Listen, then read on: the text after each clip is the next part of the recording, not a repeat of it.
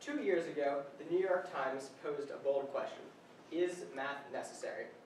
About a year later, they unwittingly answered with a definitive, yes it is. In an article about the Sony film, The Interview, the Times gave the following information. Sony generated over $15 million, Sony generated $15 million from a combination of online sales and rentals. It made 5 million sales and rentals total, but it did not say how much of the money came from $3 sales and $3 rentals and $7 sales. Now, many of you may notice that this is an almost textbook middle school algebra problem.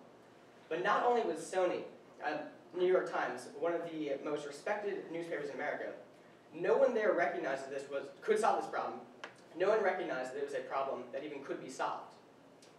Now, this particular example might not be terribly important, because I don't know how many people really care about the ratio of sales to rentals of a bad movie.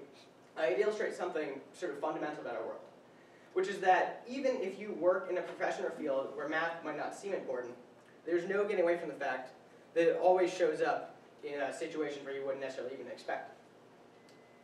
The crux of the Times' article, and the crux of most arguments against math education, is that math subjects students to needless hardship for no real practical gain. So even ignoring the absurdity of saying that math isn't important in our increasingly technologically based, information-based economy, this idea shows a deeper problem with our way of thinking about math. We can all see it's ridiculous to say that we shouldn't teach Homer or Shakespeare because they're hard. And they are hard, and they offer literally no practical benefits. Science, too. Nowhere in the course of in the workforce will you need to know about how cells function. Art, too. That's not going to help you with the job.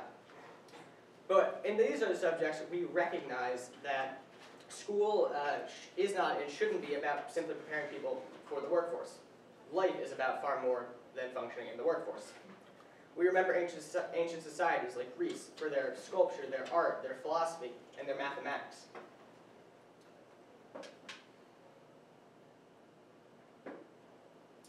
In another sense, though, the Times the detractors of math are correct. Math education, as currently implemented, doesn't really benefit students in any way. Math education today is focused on memorization and problem solving. Solving dry, boring problems using dry, seemingly arbitrary rules. Is it really any surprise that students come away disliking or even resenting mathematics? I'm sure everyone here remembers the quadratic formula. Ax squared plus bx plus c is solved by minus b plus or minus the square root of b squared minus 4ac all over 2a. I'm sure you also hated remembering that formula.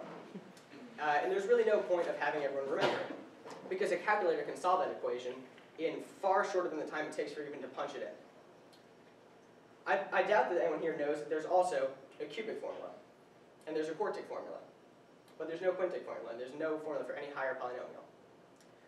Memorizing the formulas is totally useless, but learning the deeper theory of behind why the formulas exist for small polynomials and not for bigger ones reveals some of the very deepest results about symmetry in mathematics.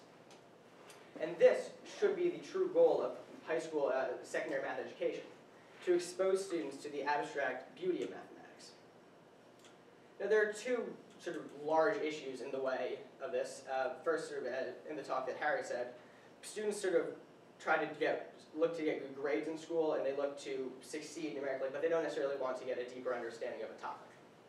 The other issue is that a lot of high school math teachers don't really know that much math. And this isn't isolated just to math teaching. I'm sure we've all heard statistics about American teachers, probably compared to some Scandinavian nation. Maybe the statistic about American teachers come from the bottom third or even fifth of their college classes was thrown around. That statistic has questionable validity, but it's certainly true that teaching in America isn't a terribly prestigious or high-paying profession. And it's certainly true that talent could be drawn away into more lucrative careers. This talk, though, isn't really about education reform, which is an incredibly broad issue that will require years of social change to effect. I'd like to focus, though, on 3 specific changes that could be made to improve math education right now. The first is that we need to expect more of students. We need to expect them not to simply remember our formulas and solve real-world problems, but we need to ask them to deal with greater abstraction, because they can do it. This will help with our second problem, is that we need to change the perception of math. The reason maybe that some people would distinguish between learning Shakespeare and learning math is that with, say, a great book or a great painting, everyone can look at that painting and agree it's beautiful.